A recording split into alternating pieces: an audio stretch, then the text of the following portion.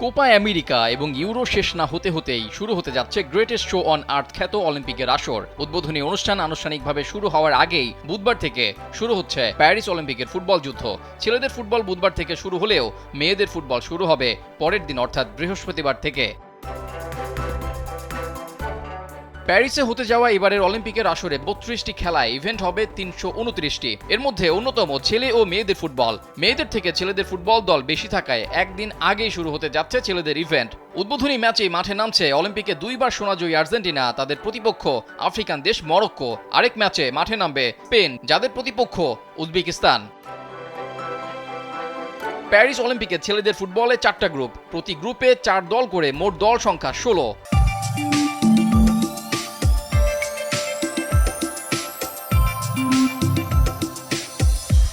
Group পর্বে শীর্ষ 2 দল করে মোট 8 দল নিয়ে কোয়ার্টার ফাইনাল ম্যাচ অনুষ্ঠিত হবে প্যারিসের পার্ক দ্য প্রিন্সেসে 9 আগস্ট।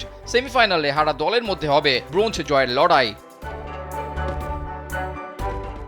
অলিম্পিকে অংশ নেয়া ফুটবল দলের স্কোয়াডে আছে 22 জন ফুটবলার। এর মধ্যে 18 জন মূল খেলোয়াড় আর বাকি 4 জন থাকবে বিকল্প হিসেবে। অলিম্পিকে মূলত অনূর্ধ্ব 23 দল পাঠানো হয়, তবে স্কোয়াডে 3 জন সিনিয়র ফুটবলার খেলানোর নিয়মও রয়েছে।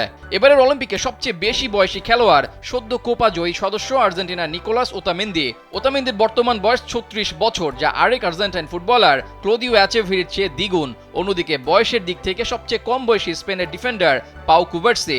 এবছরের জানুয়ারিতে কুবার্সির বয়স হয়েছে 17 বছর।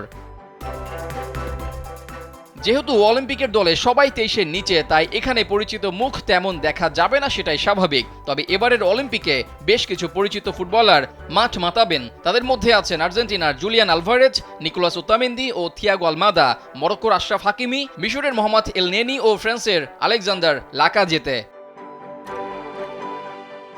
2020 অলিম্পিক অনুষ্ঠিত হয়েছিল টোকিওতে, সেই আসরে চ্যাম্পিয়ন হয়েছিল ব্রাজিল। তবে এবারের আসরে লাতিন দেশটি মহাদেশীয় বাছাই পর্ব পার হতে পারেনি, তাই তাদের প্যারিস অলিম্পিকে দেখা যাবে না। অলিম্পিক ফুটবলে সর্বোচ্চ 3বার করে চ্যাম্পিয়ন হয়েছে যুক্তরাজ্য ও হাঙ্গেরি, দ্বিতীয় সর্বোচ্চ 2বার করে চ্যাম্পিয়ন হয়েছে আর্জেন্টিনা, ব্রাজিল, সোভিয়েত ইউনিয়ন ও উরুগুয়ে। রেজাউল করিম, কালবেলা।